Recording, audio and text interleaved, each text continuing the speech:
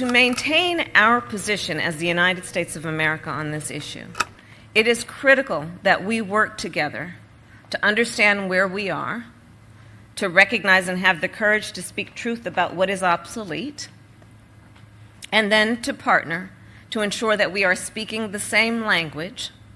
So it's true that literally every office has that person. Even the West Wing. Welcome to another stupid week.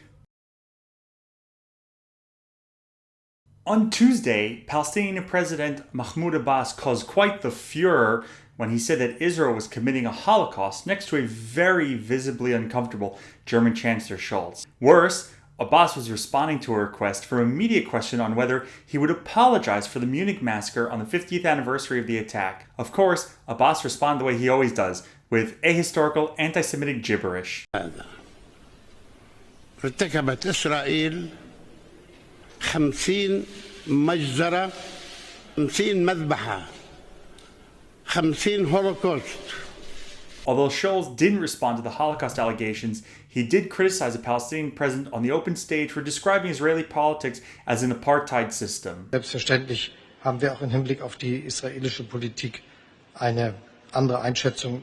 Ich will ausdrücklich hier an dieser Stelle sagen, dass ich mir das Wort Apartheid nicht zu eigen mache und dass ich das nicht für richtig halte für die Beschreibung der Situation. By Wednesday, Abbas was walking back his statements, but it's helpful to remember that Abbas did his doctorate at the People's Friendship University of Russia in 1982, which is the absolute worst name for a university since Trump University. His doctoral work, published in 1984, questioned the number of Jewish victims in the Holocaust and also claimed that Zionists supported Hitler in order to drive immigration to Palestine.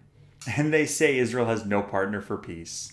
In "They're Not Even Trying to Hide It" news, a senior UN official was fired for making comments about the Israeli-Palestinian conflict that were deemed by the UN to be biased. Was it Milun Kuthari, who said recently in an interview that Jews control social media? Haha, no. I meant biased towards Israel.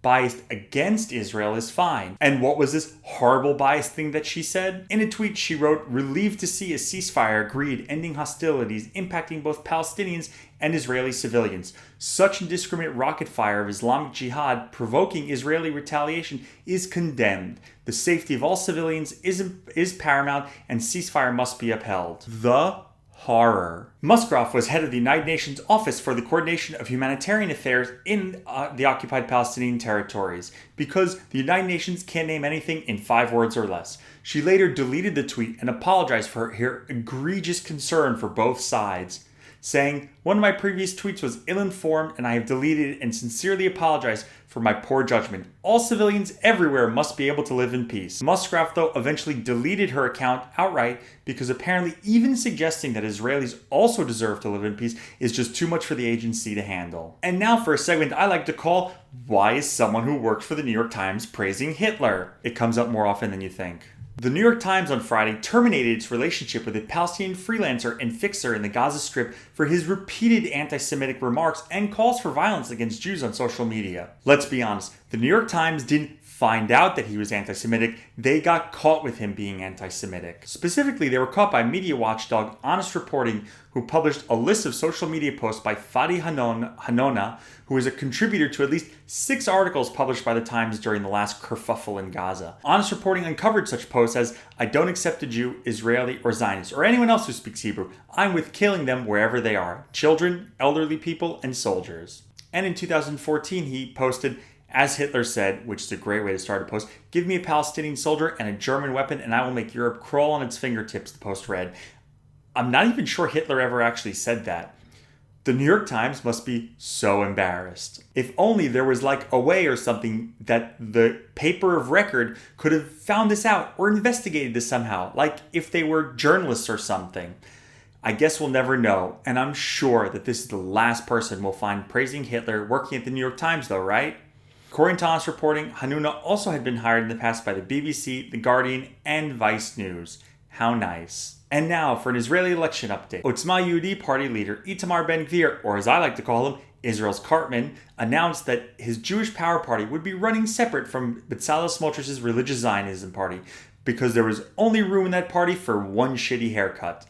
The two ran together in the last election, putting Ben-Gvir's Jewish party power in Knesset for the first time. Now, though, with his rise in visibility and the parliamentary immunity to be as big of an asshole as he wants in public, Ben-Gvir has decided to take his racist show solo.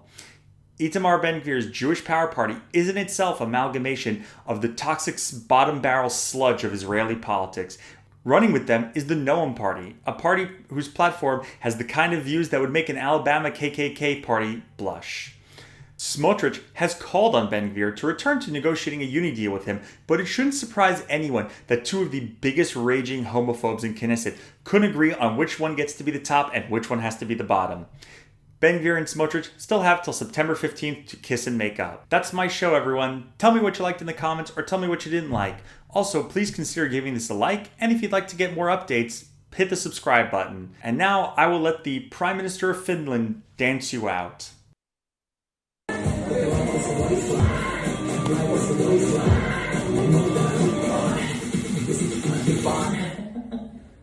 Wow!